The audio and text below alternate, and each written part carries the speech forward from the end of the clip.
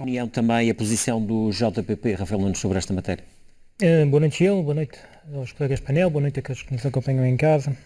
Eu estava aqui a ouvir o deputado Brício, o deputado Vítor Freitas, e lembrou-me da célebre saída do professor Dr. Miguel Sequeira, do Instituto das Florestas, há uns anos atrás, há coisa de uns 4, 5 anos atrás, se calhar, que na altura, segundo palavras do próprio, a saída devia-se à falta ou ausência de um cartão laranja. Isto faço minhas as palavras do professor doutor.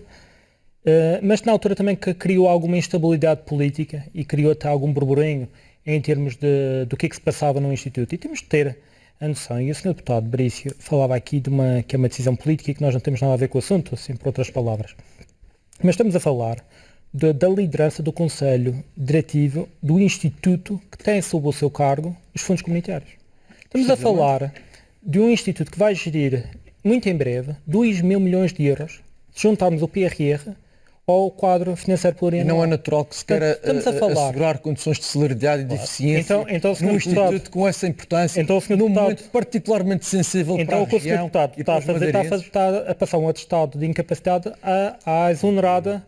Que não estou a passar nenhum atestado. Acabou de dizer que então precisamos de mais celeridade e mais eficiência para a atribuição dos fundos. É uma decisão política Sr. Deputado, que na perspectiva da governação visa assegurar novas condições de celeridade e de eficiência. Isso é muito claro. Não existiam, aparentemente. Que não existia. Mas o que nós tem de haver um reforço em cada momento, para cada circunstância. Isto chama-se tapar o sol com a peneira. Mas o que nós entendemos é que de facto, é uma decisão política, como refere o Sr. Deputado, mas é refletida.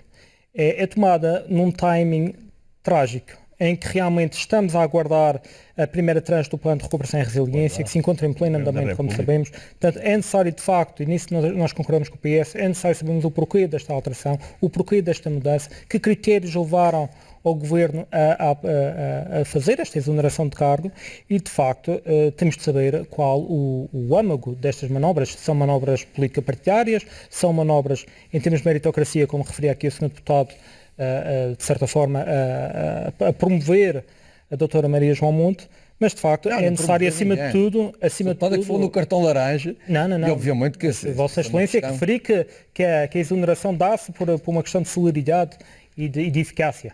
São palavras suas, não são minhas. Mas realmente, acima de tudo, é necessário termos em consideração que neste momento isto retira credibilidade. E retira credibilidade da região, retira credibilidade ao IDR. Mas o Dr. Maria João Monte não tem competência para liderar aquele órgão? Não, porque cria-se uma instabilidade, Sr. Deputado.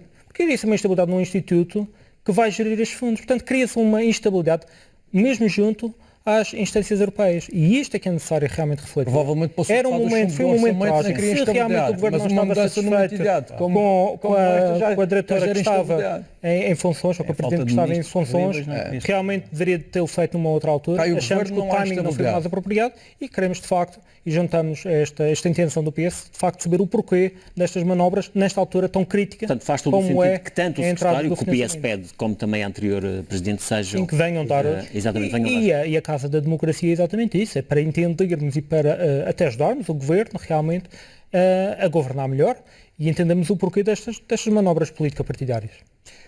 O JPP não está presente, mas naturalmente acompanha também esta questão. Sim, o que é que, Rafael Nunes, o que é que tem a dizer sobre isto? Nós já podemos ver que não existem inocentes nesta questão. Existem culpados em todas as bancadas parlamentares. Eu admiro a tentativa de justificar o injustificável por parte do deputado Vítor Freitas, mas realmente factos são factos. E o diploma esteve agendado e esteve agendado de uma forma de arrastamento, como dizia o deputado e bem, com uma alteração dos estatutos dos benefícios fiscais. Foi aceito pela mesa da Assembleia, presidida pelo socialista Ferro Rodrigues, como sabemos, mas há um requerimento por parte de uma bancada parlamentar do Partido Socialista que pede, e não é chamar a atenção, é um requerimento para retirar o diploma de agendamento. E o diploma não chegou a ser discutido como é claro. Foi retirado por outro lado, senão não podia retirar. Por outro lado, existe, e um partido pode retirar. Por outro lado, pode retirar, basta se opor ao agendamento, como fez o PS. Desculpe, não pode. Foi o que aconteceu. Se estiver legal, não pode. Mas foi o que aconteceu. Mas ao que se diz na Assembleia da República, situações como esta já aconteceram. Já aconteceu. Isso é claro. O Partido Socialista que agora se mostra tão zeloso, tão formalista, noutras situações não teve a mesma postura. Por outro lado, existe um PSD e um CDS que aproveitam o caso político, e sejamos também honestos, que existe aqui um aproveitamento político, que em vez do agendamento putestativo, deixam andar o barco para tentarem fazer aqui um caso político à volta desta situação. Mas também não podemos depois deixar... desta retirada do diploma, eventualmente já não haveria tempo para agendamentos protestativos. Mas a questão foi uma opção política. Foi uma opção política. Haviam duas tentativas. Um putestativo, como o nome indica, é putestativo. Portanto, é obrigatória a discussão. Portanto, houve uma opção por parte do PSD em não agendar isto de uma forma mas recordemos também que toda esta situação, e também sejamos francos, que toda esta situação podia ter sido evitada em 2020. Em 2020, quando existia uma intenção que esta prorrogação deste regime que falávamos ainda há pouco fosse num plano, portanto, superior, cronologicamente falando, um plano a 3 anos, em vez de um plano anual.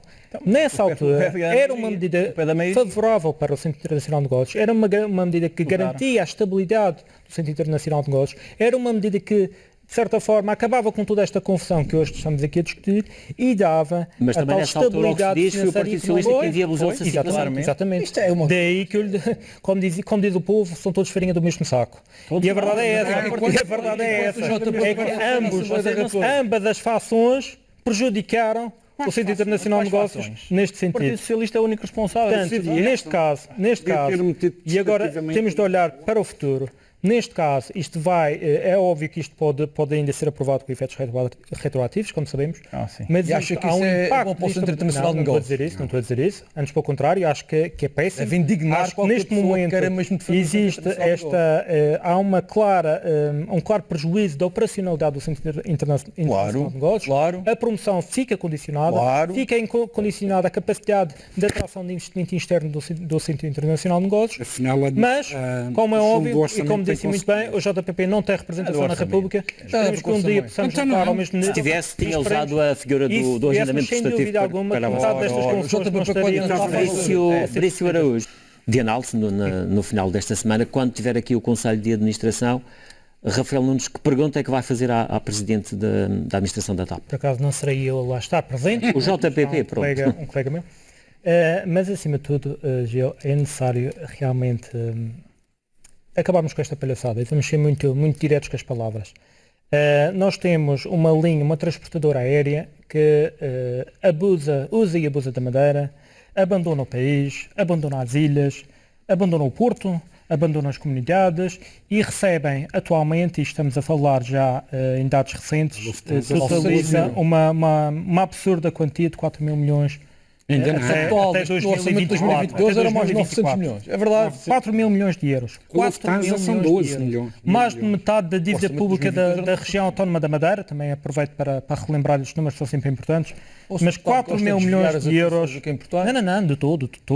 Nisto, eu junto-me a todas as vozes que criticam o facto de ter sido este abandono. Mas é necessário realmente ponderarmos o futuro da TAP. E acho que o futuro da TAP não pode passar por privados. E vou meter mesmo o dedo na ferida. A nacionalização da TAP não é uma ideologia política, é uma questão de aritmética. Neste momento nós já pagamos a TAP, nós somos chamados para pagar a TAP quando a TAP dá prejuízo, nós somos chamados para pagar quando existe uma lesão, entre aspas, financeira na TAP. Neste momento nós necessitamos dar um passo em frente em relação à gestão da TAP. E, acima de tudo, é necessário que se pense e que sejamos muito pragmáticos neste aspecto. Os privados nunca tiveram a intenção de salvar a TAP. Nunca houve essa intenção. Quando são chamados a intervir na TAP, colocam em cima da balança... Mas acha que o problema da TAP foram os privados? Não, eu acho que foi mais geral da transportadora.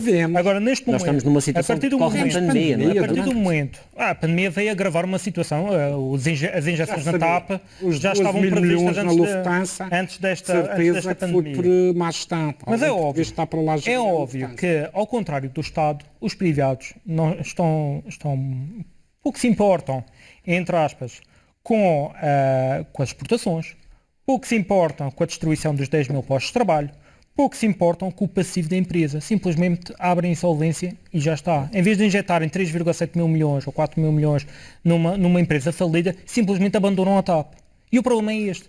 É que estamos nós para pagar esta dívida, estamos nós para pagar este passivo, mas quando queremos viajar, temos viagens a 1.000 euros. Sai mais barato neste momento vir à Madeira, por exemplo, em primeira classe, do que vir numa tarifa que garanta o subsídio social de mobilidade. E é isto que está-se a transformar as viagens para a Madeira e as viagens na TAP. É mais barato ir a Nova Iorque do que vir à Madeira. Portanto, é esta situação que é preciso resolver. E isto, ainda mais, quando existe uma agravante e quando existe agora uma decisão para muito breve da Comissão Executiva da ANA, que anuncia um novo agravamento das taxas aeroportuárias, que obviamente transvasa a questão da TAP, mas que já foi anunciado para 2022 um aumento médio de 1,18%. Mas não é para a Madeira. Portanto, estamos a falar em tornar, e isto é importante que se diga, que à custa desta questão, o aeroporto da Madeira e o aeroporto do Porto Santo serão os aeroportos mais caros da rede de aeroportos nacionais geridos pela Vinci. Lopes da Fonseca. E esta questão deixe-me só terminar, esta questão vai matar por completo